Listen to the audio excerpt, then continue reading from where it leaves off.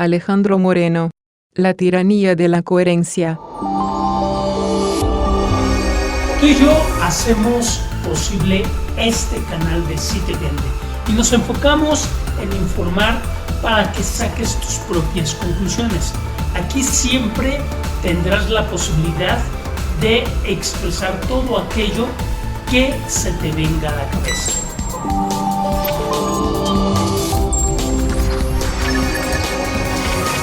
En un texto clásico de la literatura de opinión pública publicado en 1964, el politólogo Philippe Converse describió las enormes asimetrías de información entre los electorados de masas.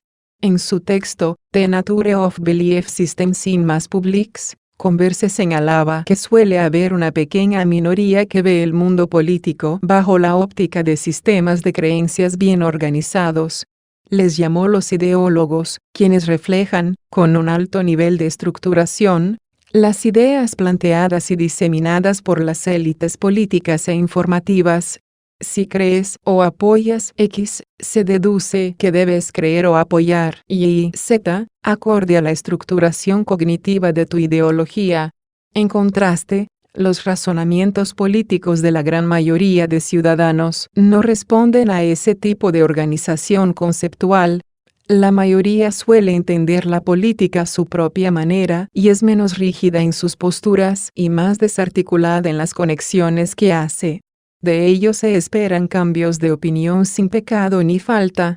Converse les llama inocentes ideológicos. Para los ideólogos, cambiar de opinión se ve como algo no esperable ni deseable.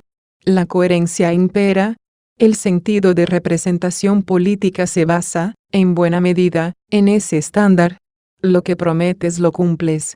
Por eso, cuando hay ajustes a los sistemas de creencias, lo primero que se piensa es que se abandonan o traicionan los principios.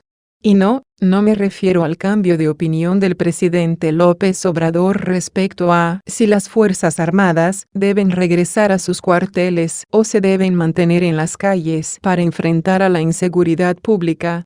El presidente tendrá sus razones y seguramente no hay inocencia ideológica.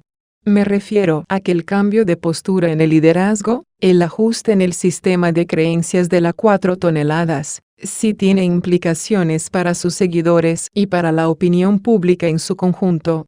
Si de la izquierda opositora se escuchaba antes un rechazo a la militarización, hoy la izquierda gobernante apoya el papel de las Fuerzas Armadas en las labores de seguridad pública. Ante este cambio de postura, la lógica ideológica sería que el electorado castigue a los políticos incoherentes. El presidente, al sostener que es un hombre de principios, de hecho, la mayoría de los políticos mexicanos usa hoy en día una muletilla de decir estoy convencido, impone una expectativa de coherencia, pero esta importa solo a la minoría ideologizada, diría Converse. Para la mayoría de la opinión pública, el cambio de opinión puede ser algo natural, ni desastroso ni pecaminoso. Al contrario, puede ser perdonable y hasta elogiable. Por ahí el dicho de que es sabio cambiar de opinión, por lo menos para los no ideólogos. Para los ideólogos cambiar de opinión es traición. De ahí, la tiranía de la coherencia. Lo cierto es que la opinión pública cambia. Los humores sociales se van transformando.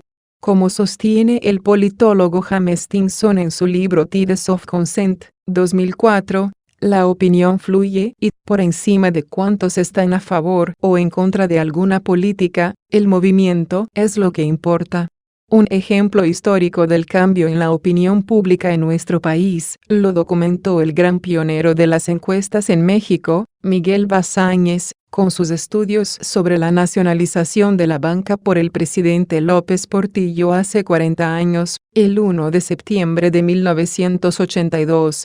En ese año, 52% de personas entrevistadas calificó favorablemente la nacionalización de la banca, 15% la calificó mal y 19% regular. Ver Foro Internacional, volumen 25, octubre-diciembre 1984. 5 años después, El balance de opiniones se había tornado más favorable a la reprivatización de la banca. 30% la consideraba bien, 15% mal, y 20% regular. Por lo visto, Carlos Salinas llegaría a la presidencia con vientos de opinión más o menos favorables a las políticas de privatización. En un análisis de sus encuestas publicado en La Jornada el 6 de mayo de 1990, Bassange señalaba varias posibles razones de ese cambio en la opinión pública, incluido uno que llama mucho la atención hoy para preguntarse si era el caso y si sigue vigente: nuestro autoritarismo cultural tradicional, que obsequiaba a los presidentes con una aprobación acrítica a sus actos. Veremos si el cambio de opinión de AMLO respecto al lugar de las Fuerzas Armadas, o militarización, según el cristal con que se mire, registra algún castigo de la opinión pública o si se expresa una aprobación acrítica de la mayoría. Si lo que Converse planteó hace casi 60 años sigue vigente, presiento que será la segunda. Yo soy Rafael Sosa y como siempre estoy a tus órdenes para que juntos hagamos de Si Te Vende una más grande comunidad. Comparte este video, estamos abiertos a tus denuncias públicas a través de este medio disruptivo y alternativo. Coméntanos qué temas te gustaría que abordáramos, nos encantará complacerte.